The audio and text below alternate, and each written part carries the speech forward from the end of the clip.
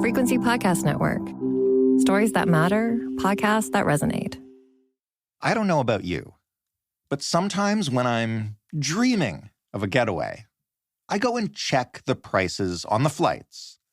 Not because I'm going to book anything right then and there, just to dream of it. And then the prices wake me right back up. We're heading into summer now. School's out, some jobs are slowing down, and this is a time when lots of us want to think about taking a break, having an adventure, seeing something new. And then we look at our bank balances or credit statements and we think, well, staycations, they're fun too, right? But look, you probably don't need as much money as you think you do to get out and explore. That's this week on In This Economy. Enjoy. Clark, will you listen to me? Let's just find a hotel. I'll call my parents, they'll wire us some money, we can fly home and forget this entire vacation ever happened. That's Beverly D'Angelo as the put-upon Ellen Griswold in the 1980s classic National Lampoon's Vacation, in which the Griswold family runs out of cash on a disastrous road trip. I'm Jordan Heath Rawlings, and you are listening to In This Economy, where we help you understand the systems that create your money problems, from grocery bills to the cost of flights and everything in between. Then, we try to help you figure out a way to just do it anyway. Summer is right around the corner, and a lot of us are dreaming of a holiday. But post-pandemic, it feels like everything, the cost of hotels, the cost of flights, even just the cost of gas or food on a road trip has skyrocketed. So how can you avoid ending up like the Griswolds, but still have a fun and meaningful family vacation in this economy?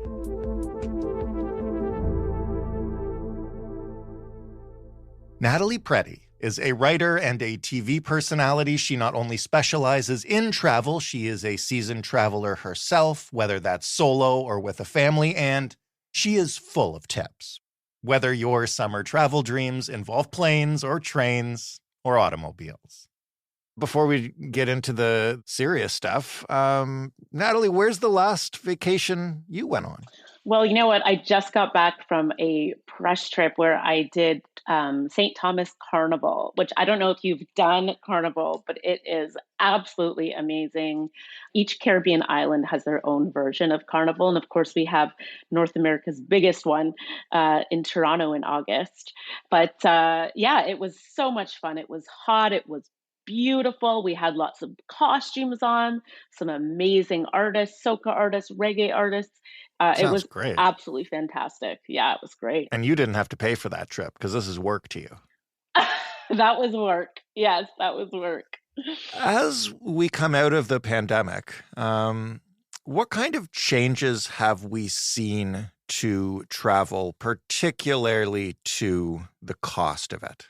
Okay, so as we know, it has gone up, right? So we have inflation. Mm-hmm. And even when we look at the cost of a ticket itself, there have been more taxes added on, especially in Canada. So tourism taxes, airport fees. We have some of the highest airport fees in the world when it comes to people flying in, especially to Pearson, service charges, international service charges, and then just supply and demand. You know, we don't have the staff, we don't have the pilots, we don't have people working in the airport security. You know, we lost so many workers in the pandemic and we just haven't gotten them back yet. And of course, with Boeing, you know, the issues that they're having then, people are, you know, not wanting to fly Boeing. So airlines have to raise their prices to make up for the people not going on the plane. So there's just so many different things, fuel as well. And I actually read this fact, which I thought was really cool. The International Civil Aviation Organization estimates that by 2026, the aviation industry is going to require 480,000 new techs and 350,000 new pilots. Which is that because of demand? That's because of demand. Yeah, because we lost so many people as well, right? Right. A lot of people took retirement at that time that maybe had 10 more years left. So it's getting back up to where we were. And then, of course, surpassing that. So we shouldn't be expecting prices to come down anytime soon, I guess. Absolutely not, unfortunately. uh, Can you give us a sense? And I know obviously this varies depending on where you're traveling and where you're flying in and out of. But when you add up all the cost increases from fuel to taxes or whatever, how would you compare the cost of traveling now to pre-pandemic? Like, are people who haven't taken a vacation since that time, are they looking at 10% more, 20%, 30%? Ballpark it for us. About, I think in Canada, they're saying about 7.8%. Okay. It's continued to go up. So it's not ridiculous. We did have, right after the pandemic, there were a lot of people traveling, right? Right. Everyone was doing that revenge travel trend where they were just saying, I was stuck inside, I'm going wherever, whenever. So we saw that there were, a lot more people traveling. That's slowing down now. So in terms of pricing, things are all starting to even out a little bit, and it's not too bad. It's still expensive, and it of course depends on the time of year, depends where you're going. Certain destinations have increased their taxes just to decrease the amount of people coming. Italy, Venice, has their tourist tax, but within Canada, they're saying about 7.8%. But then traveling within Canada has always been expensive. We're going to talk about a whole bunch of different ways to travel or even just to take a vacation in the course of this conversation. But since we started with air travel, how do you get around some of those air travel specific taxes and expenses? What do you do when you take your own vacations? So you have to be flexible with your dates wherever possible. Traveling like a Tuesday to a Tuesday as opposed to a Saturday to a Saturday, you can see a big change in prices.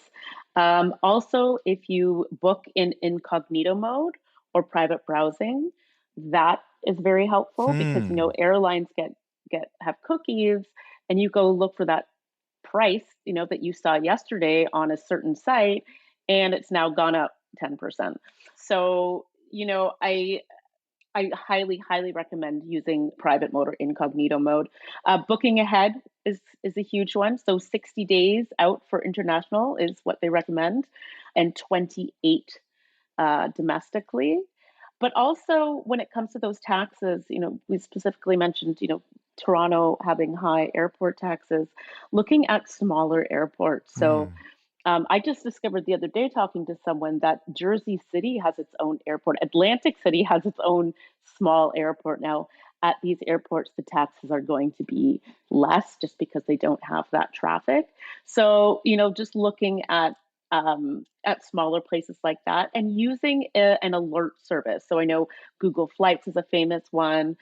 Kayak is my personal favorite. You can put the alerts and it will say whether to buy or whether to hold out or to just wait, which I like. And I know Skyscanner just added a button that does this as well. So you can save all your past searches and it will send you alerts as well. So I highly, highly recommend putting one of those on, researching from different computers, ask a friend or a family member to check with the prices from their computer, lots of things like that. Unfortunately, it's a little bit trickier, but it can be done. Right. And what do you do? Being flexible on dates is obviously a great one.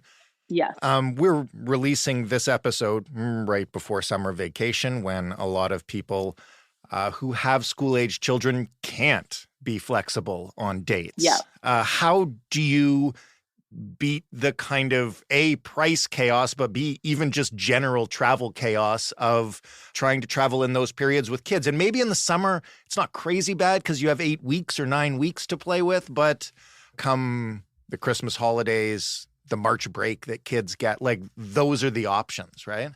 Right. And those are unfortunately going to be expensive. You're flying over the weeks around Christmas, and some hotels, especially down south, will go up 100%. Those flights and accommodation, those package deals they're going to double. Oh, they know they've gotcha. Yeah, exactly. They say you have these dates. So being flexible. And then even then, I traveled this February around, I wanted to go somewhere with my children around March break. And even the week after March break was really expensive because you have to think about, other countries, when are their breaks? Private schools, I think, had 2 weeks off. So if you can avoid those, or even just switch your dates, like I said, the Tuesday to Tuesday as opposed to Saturday to Saturday, Hmm. that will definitely give you some more bonus. But also, I always say to check the hotel's website or the resort's website.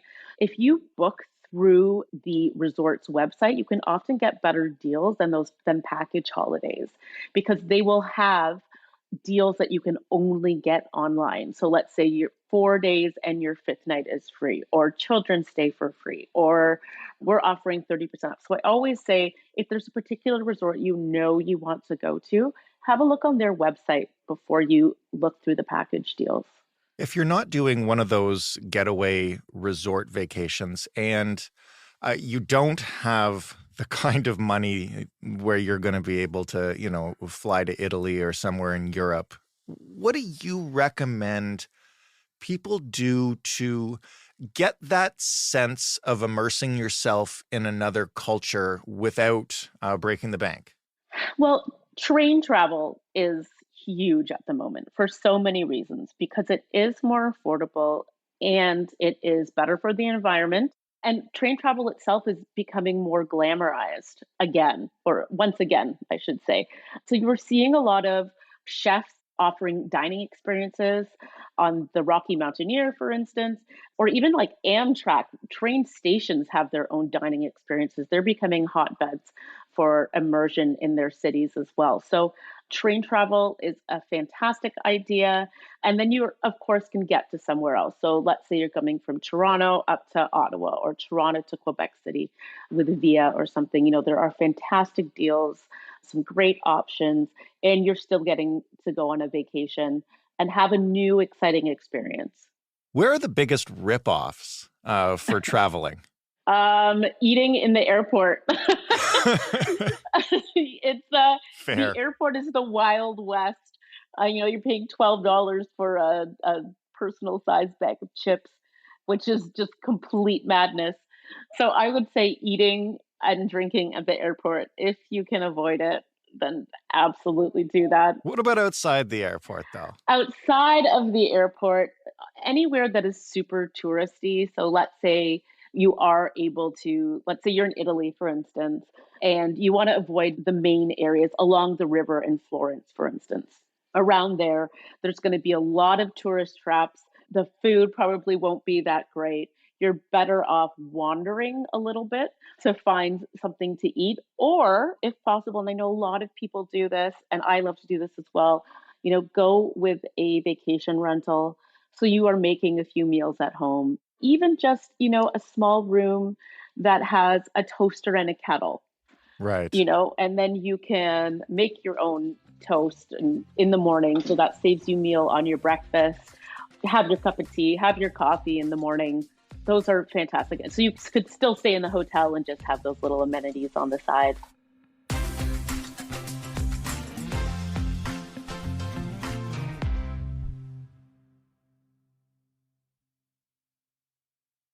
As I was prepping for this interview, I sort of asked a whole bunch of people, like, what do they think about traveling on a budget? How would they do it? And one thing that came up a couple of times, including through our producers, is swapping homes. Have you ever tried that? Are you familiar with the concept? So it's like not quite an Airbnb, but I guess there are apparently ways you can arrange just like a straight up home swap. Can you explain a little bit about how that works? Yeah, so it's actually funny because I'm doing another interview specifically on home swapping later this week. So your timing is perfect.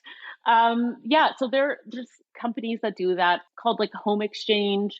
Depending on your budget, you pay a membership fee for the year, and there are a few options. So you can either do a straight up swap, like I don't know if you remember the movie The Holiday. It's a Christmas movie with Kate Winslet and Jude Law, Cameron Diaz, Jack Black. Anyway, two women, I believe, do a home swap, and then they have their home romantic stories surrounding those. But you can do a straight up home swap, or you can look at what's available. So let's say I joined it and I'm going to be away from my home for June. Someone could look at it and say, oh, Natalie's away for the month of June. I'd like to stay in that house. So, which then becomes more vacation rental. It's very interesting. It's exciting because a lot more people are looking for, like you said, ways to try out new destinations and really immerse themselves. And you're gonna, if you're staying in someone's home, you're really getting to understand what it's like day to day there. In terms of not flying to exotic places or spending a lot of money even on transportation, what about road trips in Canada? And what do you recommend people do if they're planning on trying that for a vacation? Road trips are fantastic. I think they're a great way to involve the whole family. So I say, even get out one of those old paper maps. Do you remember those? Oh, yeah. Yeah. They still make And those? oh, they still make them, yes. And it really involves your kids in the planning. That's going to get them excited about where they're going, as opposed to the "Are we there yet? Are we there Right. yet?" So, what sort of things am I going to see along the way? Maybe we're going to stop in these smaller towns. So let's look at changing our route so that we are exploring something that the kids want to see. Maybe there's, I don't know, a llama farm somewhere, or they want to go through this town and try this restaurant. So you really make the trip part of the whole journey, and making the kids part of it gives them some ownership in the trip itself. But prepare yourself as well. You will be stuck in the car for a long time. Hmm. So they have podcasts that are quizzes, for instance, that'll be like a family fun quiz. Well, that's neat. Yeah, it's great. It's a way to get everyone involved. We have kids podcasts that tell stories. We have favorites as well, and we all, listen to stories as we go. We'll make a playlist together. So you want to look at what the kids want to listen to as well. Throw in what you want to listen to. Then you don't have to deal with, as parents. I know we can often feel like DJs, or at least I do, taking requests all day. We've created a playlist all together, and that's what we're going to listen to on our trip. So I definitely think that they're a fantastic way to get the whole family together and to really connect everyone. And then everyone feels really good about the journey from beginning to end. What are some of the things you should be aware of when it comes to hidden or surprise costs along the way? With road trips, Yeah. um, well, in terms of, even as something as simple as buying gas, the en routes along the side of the highway where you just pull off, the gas is going to be more expensive there. You might have to detour, a little bit, 10 minutes, even 10 minutes off the highway, and you'll find a better price for gas. Again, food, definitely don't buy food at the en routes. It's astronomical. Again, airport pricing, I call it. And looking at planning your meals out as well, planning where you're going to eat. Right. Maybe you stay in a vacation rental, or you stay in a hotel that has some amenities, so you can make your own breakfast in the morning, or you book a hotel that maybe has breakfast included, and there you've already saved yourself a meal. Snacks, I am the most like The most prepared snacker. prepared snacker. I like to have everything, and I keep them hidden around the car so we don't eat everything in about 15 minutes, which would totally happen. So making sure you are prepared, and of course safety, right? You have something goes wrong with the car, make sure that you are prepared with your insurance. You know who to call. If it's completely unexpected, you could end up in a pickle. Tow trucks can be a lot of money. So you just really want to have a plan B all the time. One other thing that came up that I have to ask you about. Tell me the best way to use your travel points. You must have some hacks and tips, or certain points that are worth it and certain points that are not. How do you navigate travel points? So I have a card that I have been using for a very long time, and I really like it. So, so I use the TD Infinite Travel.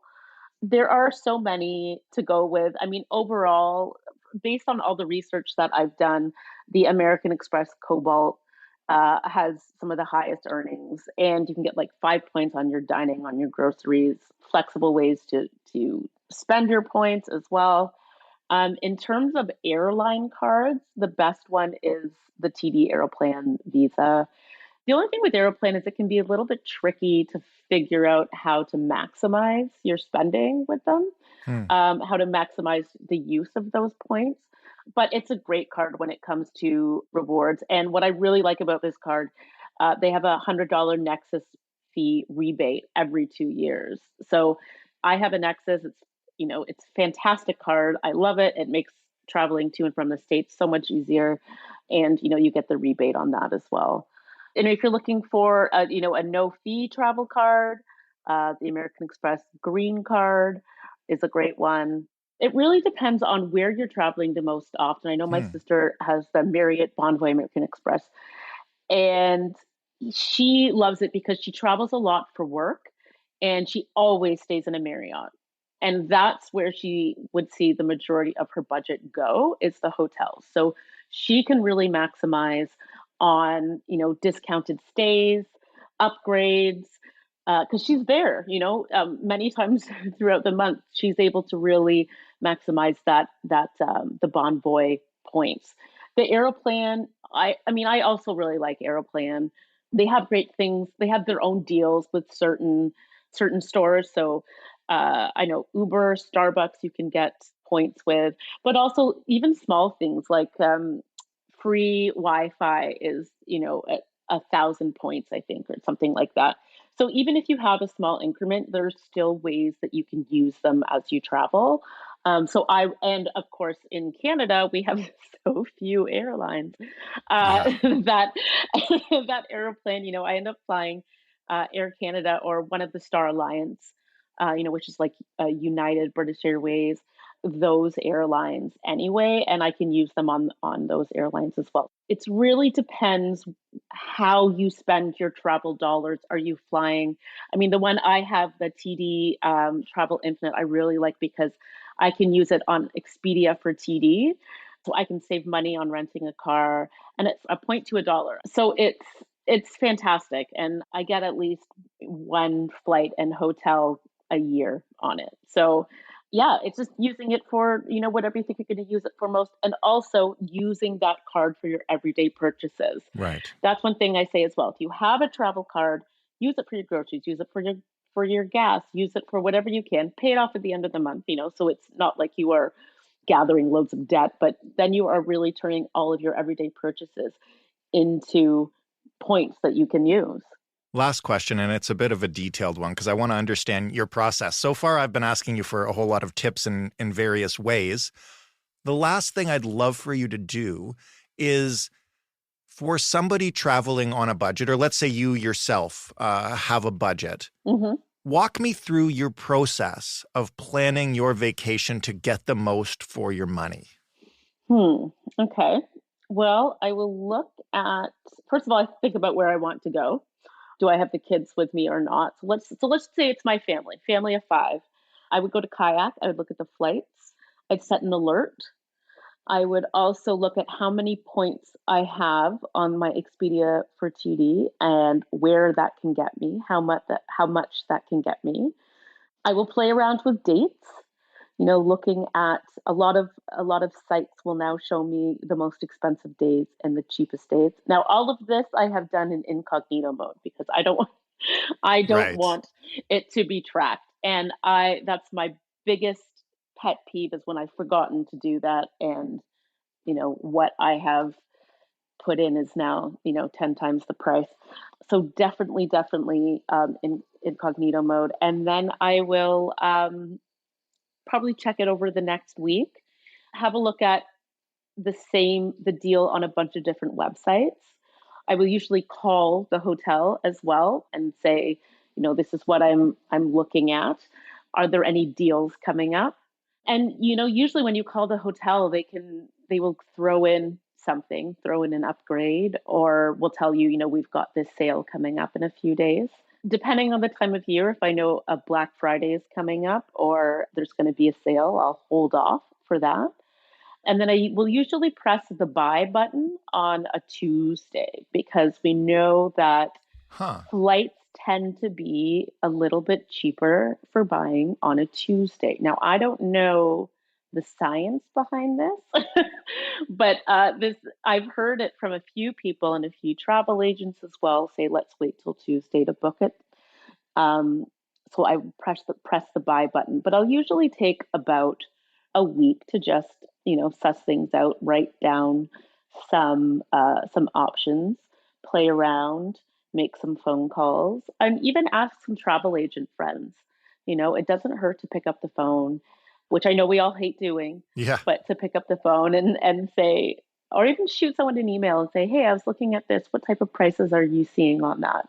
And again, even if you are in incognito mode, it doesn't hurt to check it out from someone else's computer, just to make sure that you are not, getting a completely different number. And then I book it. If I've decided it's somewhere that I want to go, I don't usually sit on it for too long. As I said, 60 days out is what they recommend to get the best prices for international. And, it used to be, and I remember traveling as a kid, I remember my parents saying, if you book it, really close to the travel date, the prices go down. What's completely flipped now. So once I've made a decision, I do a little bit of searching, and then I press buy, because I also think that if I've decided we're going somewhere, we're going. Yeah. And I want that experience as well, and I need that break, or I need that time away. And that's usually, my priority. And then, of course, get the kids' bags ready, make sure that they've got enough food, enough snacks. That's not going to cost me, a bomb at the airport when I have to go, buy them something because they're hungry. Yeah, just all the little things that I can think about.